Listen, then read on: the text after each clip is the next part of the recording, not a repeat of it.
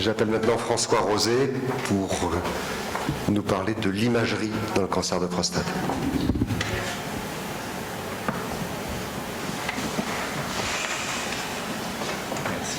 Merci beaucoup, Monsieur le Président, chers collègues. Merci de me laisser la parole sur ce point qui est important, qui a été soulevé par M. Laurent Bocon-Gibaud. Et effectivement, il y a une révolution de l'IRM. Ce n'est pas dans les 30 ans, comme le disait Georges Fournier là, au départ, mais c'est quelque chose qui est beaucoup plus récent. Alors, en exclusivité pour l'Académie de chirurgie, je vais vous montrer les prochaines recommandations du comité de cancérologie de l'Association française d'urologie qui seront publiées au mois de novembre. Et vous voyez que l'IRM est au cœur de la stratégie diagnostique du cancer de la prostate. Et dès qu'il y a une suspicion de cancer de la prostate, que ce soit une suspicion clinique, que ce soit une suspicion biologique, eh bien le premier temps de l'évaluation, ce sera l'IRM de la prostate, et puis différentes stratégies en fonction des résultats de l'IRM sur lesquels nous allons revenir.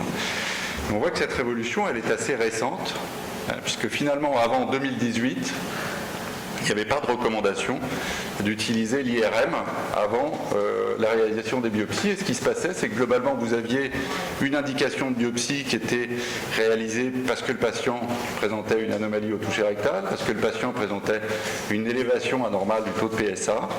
Et on faisait des biopsies de façon aveugle, éco-guidée, des biopsies en sextant. Donc il y a d'abord eu un standard qui était de faire 6 biopsies, 3 de chaque côté, à l'apex, à la partie moyenne et à la base. Et puis ensuite, compte tenu du risque de faux négatif, il y a eu plusieurs travaux, et notamment on a élargi, on a augmenté le nombre de ces biopsies avec des biopsies plus périphériques, et la question était de savoir s'il fallait en faire plus, moins, etc., jusqu'à arriver globalement à un standard de 12 biopsies, mais encore une fois des biopsies qui étaient faites à l'aveugle. Et ce qui a changé, c'est en fait l'IRM, c'est l'évolution technique de l'IRM qui a permis de passer d'un examen qui était un bilan d'extension loco-régionale, c'est-à-dire ce qu'on demandait au préalable sur l'IRM, c'était de savoir si un cancer de la prostate était sorti de la capsule ou pas.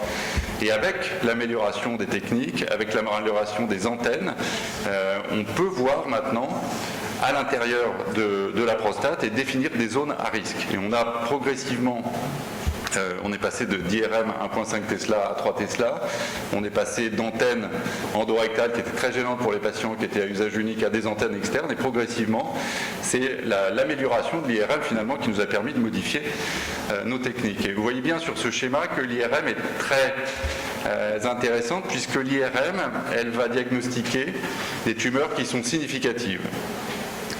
Elle va diagnostiquer des tumeurs qui sont importantes en taille, et finalement c'est ça qui nous importe, et surtout elle va permettre de visualiser des tumeurs qui sont dangereuses, qui sont les tumeurs les plus indifférenciées, qui sont les tumeurs qui ont le score de Gleason le plus élevé.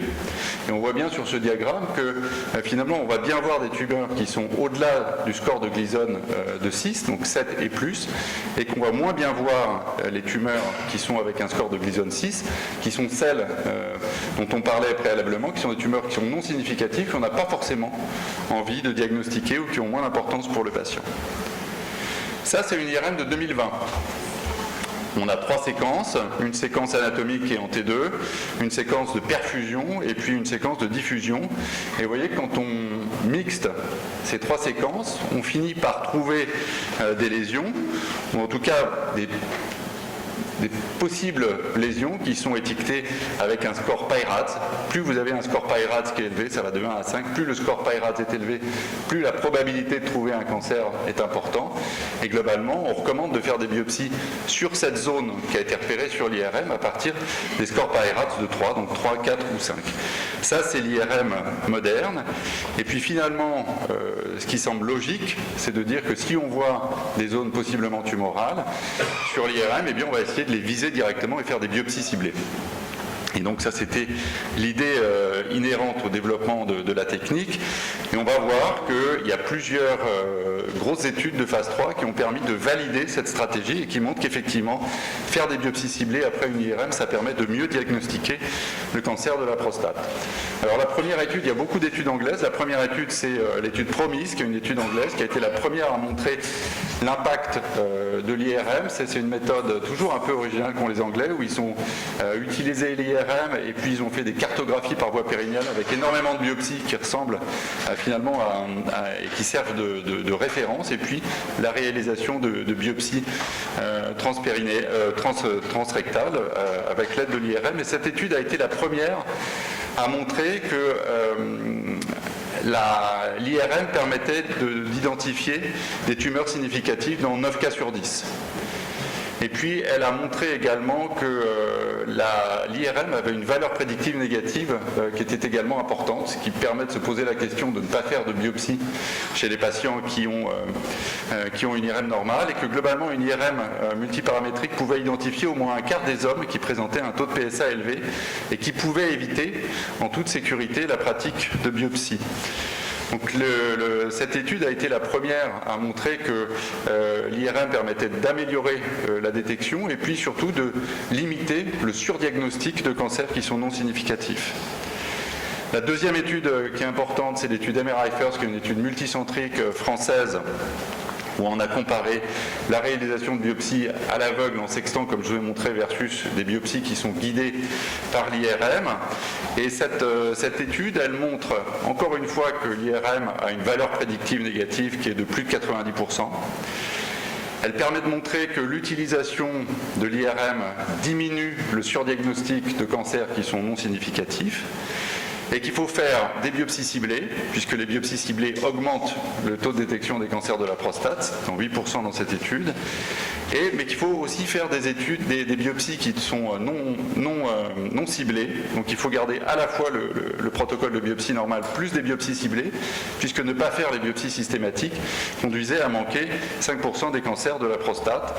Et c'est ce qu'on retrouve dans une étude qui est un peu plus récente du New England, où ils ont comparé les biopsies ciblées versus des biopsies en sextant comparé aux pièces de prostéectomie, où on voit bien que c'est la combinaison des deux stratégies qui permet d'avoir l'évaluation la plus pertinente du cancer de la prostate. Une autre étude qui est très importante, qui est encore une étude anglaise, c'est l'étude Précision, qui est une étude où on a comparé la réalisation de biopsie normale versus la réalisation de biopsie ciblée, seulement ciblée. Et dans cette étude, ce qui était particulier chez les Anglais, c'est que compte tenu de la valeur prédictive négative de l'IRM dans l'étude promise, ils ne faisaient pas de biopsie chez les patients qui avaient une IRM normale. Et on voit que dans cette étude, qui était une étude au départ de non-infériorité, en fait, on a une supériorité de la stratégie qui utilise l'IRM, puisque en termes de détection, on était à 38% de détection dans le groupe des patients qui utilisaient l'IRM versus 26% dans la stratégie normale, avec encore une fois plus de détection de cancers significatifs et moins de surdiagnostic de cancers qui étaient non significatifs. Et on voit, quand on s'intéresse aux détails des biopsies qui ont été faites dans l'étude Précision, que quand on biopsie des lésions PIRADS3, eh bien on a en gros un tiers de cancers, mais avec seulement 12% de cancers qui sont significatifs. Et plus on biopsie des patients qui présentent des lésions PIRADS élevées, plus on a une probabilité de trouver un cancer qui est significatif. Ça, c'est une autre étude européenne, encore une fois multicentrique, avec des biopsies réalisées non pas par voie éco-guidée, mais directement dans l'IRM, qui montre qu'en termes de détection, on trouve la même chose entre des biopsies ciblées et des biopsies systématiques. Mais par contre, on retrouve dans cette étude toujours la diminution du surdiagnostic de cancers qui sont non significatifs. Donc ça va exactement dans le même sens. Et dans cette étude, ce qui était intéressant, c'est qu'il y avait un groupe de patients qui avaient été biopsiés avec des IRM normales. Donc ça permet de répondre à la question de qu'est-ce qui se passe quand on biopsie un patient avec une IRM normale. Eh bien, on trouve ça. On trouve à peu près un quart de patients qui ont des cancers, mais seulement 3% de patients qui ont des cancers qui sont significatifs. Donc ça permet de réfléchir au cas par cas, à ne pas biopsier des patients qui ont une IRM normale à partir du moment où ils sont informés de ce risque-là et à partir du moment où on les suit. Et c'est ce qu'on retrouve sur l'organigramme qui est présenté cette année par le comité de cancérologie de l'AFU, c'est-à-dire qu'on commence la stratégie diagnostique avec une IRM de la prostate. S'il y a des lésions qui sont positives sur l'IRM, PIRADS3 ou plus, alors on fait des biopsies systématiques et des biopsies ciblées. Si l'IRM est négative et qu'il y a une forte suspicion de cancer de la prostate, alors on fait des biopsies non ciblées. Et si on est avec un risque qui est probablement faible, et notamment la densité du PSA, c'est-à-dire le PSA divisé par le volume de la prostate mesurée en IRM, on sait qu'avec une densité du PSA qui est assez faible, on a un risque finalement d'avoir un cancer de la prostate qui est faible. Et dans ce cas-là, on peut se permettre, et on l'a recommandé pour la première fois cette année, éventuellement de surveiller le patient en ayant une discussion avec lui. Ça ne veut pas dire qu'on va le laisser de côté, qu'on va le surveiller, mais qu'on pourrait être amené à redoser son PSA, éventuellement refaire une IRM et retarder en tout cas la réalisation de biopsie. Donc vous avez compris que l'IRM, ça a permis de changer complètement la stratégie, puisque c'est au cœur de la stratégie diagnostique, et puis ça change la réalisation de nos biopsies, qui sont maintenant des biopsies qui sont ciblées sur la zone, et à partir du moment où sur l'IRM vous avez une zone qui s'allume, vous allez essayer d'aller cibler cette zone qui est suspecte. Alors comment est-ce qu'on peut faire? Il y a plusieurs façons actuellement d'aller tirer sur cette zone suspecte. Directement dans l'IRM, c'est les biopsies in-bore, c'est compliqué, c'est cher et c'est pas recommandé actuellement, il y a certaines équipes qui le font. Vous avez la façon, la fusion qui est dite cognitive, donc vous servez de votre cerveau. Vous savez où est la lésion sur l'IRM, vous savez vous orienter en faisant des biopsies échographiques et vous allez repérer la zone qui est suspecte. Ou alors vous pouvez utiliser des logiciels de fusion qui vont fusionner l'image IRM et l'image échographique. Il y en a plusieurs exemples. Ça, c'est l'appareil Coelis qui a été développé à Grenoble, notamment avec des collègues de la Pitié, Pierre Moser, où on va fusionner l'image IRM avec l'image échographique. Donc vous avez une fusion et vous allez, en promenant votre échographe, bouger en même temps sur votre image IRM. Ça sont des fusions qui sont de haute qualité parce que c'est des fusions élastiques. Donc en bougeant la prostate avec votre échographie, vous allez avoir l'IRM qui bouge et qui s'adapte, alors que vous avez certains appareils où il y a des fusions rigides et ça entraîne un décalage. Donc ça, ce sont les systèmes les plus performants. Ça, c'est le système Coelis qui permet d'aller tirer sur la prostate et de vérifier ensuite que vous êtes bien dans la cible.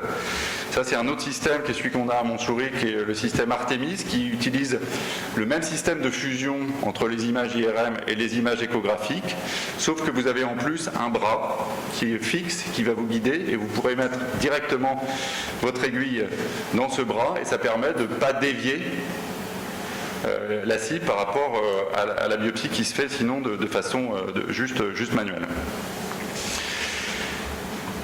Ça a l'air mieux, c'est assez cher, c'est parfois très cher comme appareil. Est-ce que ça vaut le coup d'en acheter? Eh bien, quand on regarde les essais comparatifs des différentes séries, on voit que finalement les fusions cognitives font aussi bien que les appareils de fusion. Et c'est pas intuitif finalement comme résultat. Et on voit bien que ce qui est très important, le plus important finalement, c'est d'avoir la connaissance de l'image IRM et savoir exactement où est la tumeur. Parce que pour des tumeurs, sauf des toutes petites lésions, finalement, on a des résultats qui sont assez similaires. Il y a une étude prospective, multicentrique et un essai de phase 3 qui est l'essai Future qui avait été faite dans des centres académiques et non académiques avec une méthodologie qui est propre, avec des IRM 3 Tesla, avec une lecture centralisée de l'IRM, des biopsies qui étaient faites soit par voie périnéale, soit par voie cognitive, soit sous contrôle IRM avec une lecture centralisée des résultats. Et on voit qu'en termes de détection du cancer de la prostate, quand on détecte tous les cancers, bien finalement on a des résultats qui sont un peu mieux avec l'IRM et des résultats qui sont non significatifs. Quand on s'intéresse aux cancers de la prostate qui sont significatifs, c'est-à-dire des scores de Gleason supérieurs ou égal à 7, ISUP supérieur ou égal à 2 dans la nouvelle classification, on a des différences mais qui sont non significatives. Quand on s'intéresse aux tout petites lésions, on pourrait se dire que l'IRM a été plus précise, on ne trouve pas de différence. Quand on s'intéresse aux lésions antérieures, on pourrait se dire que les biopsies par voie périnéale étaient plus à même d'aller les récupérer. Eh bien, ce n'est pas montré dans cette étude. Enfin, dernier point pour la réalisation des biopsies, c'est est-ce qu'il faut les faire par voie transrectale, comme on le fait habituellement, ou est-ce qu'il faut le faire par voie périnéale? Le taux de détection est le même par les deux techniques, par contre le taux de complication est différent. Ça, c'est le taux de complication qui est rapporté après biopsie par voie transrectale. 3% d'infection fébrile, c'est probablement un tout petit peu sous-évalué. C'est un vrai danger, c'est une vraie préoccupation en termes de santé publique. Vous voyez que dans cette étude qui avait été publiée en 2013, quand on regardait sur une période de 10 ans, il y avait 4 fois plus de prostatite, de sepsis à point de départ urinaire en 10 ans, 4 fois plus de sepsis, avec une mortalité qui était de 0,09%. Donc finalement, un taux de mortalité qui est supérieur avec les biopsies que celui qu'on peut avoir chez les patients qui sont opérés pour un cancer de la prostate. Donc la biopsie, c'est pas anodin, c'est à risque. Et finalement, le coupable, c'est lui, c'est l'Escherichia coli, qui est résistant à de multiples antibiotiques, notamment au fluoroquinolone qu'on donne en chimioprévention avant la réalisation des biopsies. Dans cette étude, il y avait jusqu'à 22% quand on cherchait, quand on essayait d'isoler les Escherichia coli qui étaient présents dans le rectum, on trouvait 22% de patients qui présentaient des Escherichia coli qui étaient naturellement résistants au fluoroquinolone, qui étaient donnés comme antibioprophylaxie.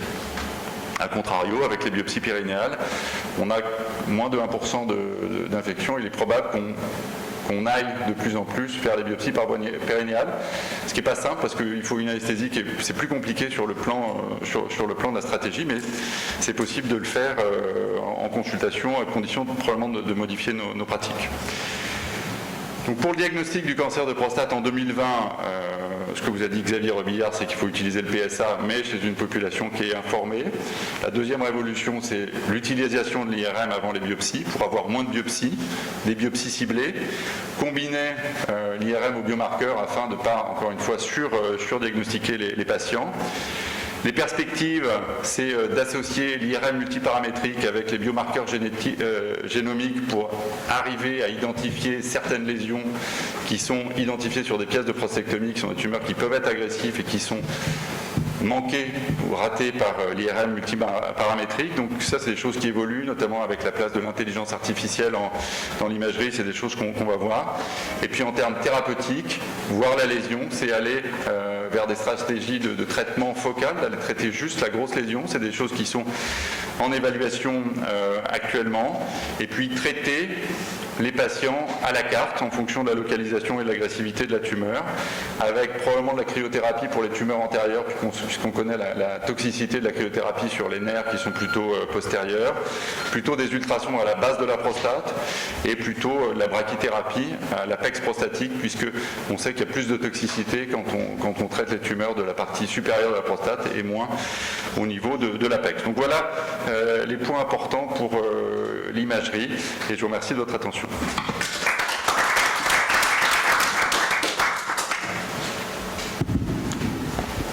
J'appelle les questions. François Richard. Alors, je voulais féliciter François de la clarté de son exposé et dire que c'est vrai que l'apport de l'IRM a été fantastique. En plus de ça, à la pitié, tu l'as cité avec Pierre Moser qui a mis au point des systèmes de fusion d'images dynamiques. Ça a complètement changé notre habitude de discuter des malades avec un PSA qui était anormal. Le fait de commencer par l'IRM, puisqu'à partir de 2006, on a commencé à faire des IRM avant de faire les biopsies, ça change aussi psychologiquement la manière de discuter ce qu'on va faire pour un malade donné. Et je pense que ça a aussi aidé à permettre comme ça de réfléchir beaucoup plus. Xavier a montré qu'il fallait réfléchir au moment du dépistage et ça permet aussi avant de faire la biopsie de réfléchir beaucoup plus. Et je crois que c'est vraiment une vraie révolution comme tu l'as dit. Juste une question pour les non-neurologues. Tu peux nous rappeler le score de Gleason, comment il est calculé? Alors le score de Gleason, en gros, c'est la différenciation, c'est la différenciation cellulaire. C'est que plus les tumeurs sont indifférenciées, plus le score de Gleason va être élevé. Maintenant, on utilise le score ISUP parce que c'était déstabilisant pour les patients. Le plus bas, c'était le 6, le plus élevé, c'était 10, donc ils étaient un peu paumés. Maintenant, on a un score ISUP qui va de 1 à 5 et qui permet très simplement aux patients de dire « Monsieur, vous avez un cancer qui est ISUP 1, vous voyez, c'est peu agressif, etc. On va pouvoir vous surveiller. » C'est beaucoup plus facile finalement de faire adhérer les patients au protocole de surveillance actif en leur parlant de tumeurs de très bas grade. Merci pour ce lumineux exposé. Une question, moi qui fais une consultation andrologique pour des dysfonctions érectiles le plus souvent, détection systématique du PSA. Que devient l'échographie classique par voie transrectale dans ce schéma? Alors l'échographie a aucun rôle pour la détection en fait, c'est un très mauvais examen de détection. La seule place qui reste à l'échographie, c'est d'aller guider la biopsie dans la prostate, soit de façon cognitive, soit via des logiciels de fusion. Et puis c'est d'avoir une évaluation totale de l'appareil urinaire, regarder les reins, regarder la vessie, les résidus post-mictionnels, etc. pour avoir une idée de la part fonctionnelle de la prostate. Merci pour cet exposé excellent, je dirais comme d'habitude. Deux questions sur l'IRM. 1,5 Tesla, 3 Tesla, est-ce qu'il faut encore faire des 1,5 Tesla pour l'exploration de la prostate? C'est toujours pareil. Non, en fait, moi je discute beaucoup avec Raphaël Renard-Pénin, qui est la Pitié, qui fait partie du comité de cancérologie de l'Association française d'urologie. Elle, ce qu'elle dit, c'est que le 3 Tesla c'est mieux, mais qu'avoir 1,5 Tesla c'est pas grave, et que ce qui va faire vraiment la différence, c'est la pertinence du radiologue. Voilà, et que finalement une 1,5 ça marche très bien, et que voilà, c'est pas la peine forcément de changer. Mais si on est très bon et qu'on a du 3 Tesla, c'est mieux. Et je me permettrai de compléter en disant et de la réalisation de l'examen, puisque la spécificité de l'IRM, c'est que les images ne peuvent pas être retouchées, et donc le paramétrage de la machine à 1,5 est critique par rapport à une 3 Tesla qui serait mal paramétrée. Le problème de l'interprétation est fondamental, effectivement. Dans notre région, on a des IRM qui vont d'hôpital en d'hôpital avec des radiologues qui n'ont aucune formation spécifique pour la prostate, et donc on ne sait pas trop ce qu'elle est. Après, il y a un problème actuel avec l'IRM que vous avez sûrement vu, c'est la prise en charge des patients par nos collègues généralistes qui font PSA 1, PSA 2 IRM sans avoir examiné le patient, etc. Et finalement, on se retrouve à avoir des patients en consultation qui disent bonjour, j'arrive, j'ai un PSA élevé, j'ai une IRM normale. Et voilà, je pense que dans l'art décisionnel du comité de cancérologie de l'AFU, on insiste bien pour dire que s'il y a une suspicion de cancer de la prostate, alors on fait l'IRM, et l'IRM ne doit pas devenir un examen de triage. Voilà, ça doit rester une utilisation raisonnée pour des questions d'abord parce que la valeur prédictive de l'IRM n'est pas la même dans toutes les populations, et ensuite en termes de santé publique, on ne peut pas saturer les IRM avec des gens qui ont des PSA élevés. En matière de surveillance active, parce que là, donc, dans certains cancers infracliniques, un peu agressifs, on préconise surveillance, on peut être amené à faire des biopsies, de rebiopsier.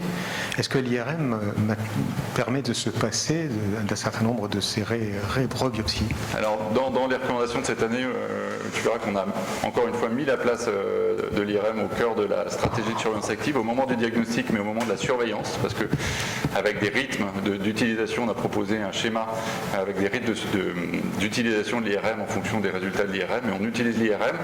En vrai, dans les protocoles de surveillance active, on ne peut pas se passer complètement des biopsies, c'est-à-dire que même si l'IRM est normal, on ne peut pas ne pas faire de biopsie. Ça s'est très bien montré sur un des papiers du mémorial qui a été publié l'année dernière, qui montrait que chez des patients chez qui il y avait des biopsies systématiques et chez lesquels il y avait une IRM à 3 ans, puisque c'est leur protocole, même chez des patients qui avaient des IRM normales, on trouvait 30% de tumeurs significatives. Donc actuellement, on doit encore faire des biopsies quand c'est indiqué, mais se servir de l'IRM pour faire éventuellement des biopsies plus tôt si on a un doute sur l'IRM, et puis faire des biopsies de meilleure qualité. Oui, il y a un léger problème qui est est-ce que la qualité des IRM est uniforme sur la totalité du territoire de la République? Alors la réponse est non, bien évidemment. La réponse est non, mais ça s'améliore.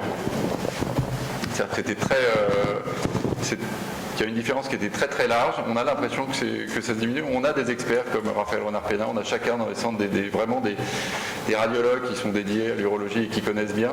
Et on voit que ça s'améliore. Et puis, encore une fois, ce que dit Raphaël Renard-Pénin quand on discute avec elle, c'est qu'il va y avoir d'abord, il y a une élévation du niveau des radiologues qui apprennent.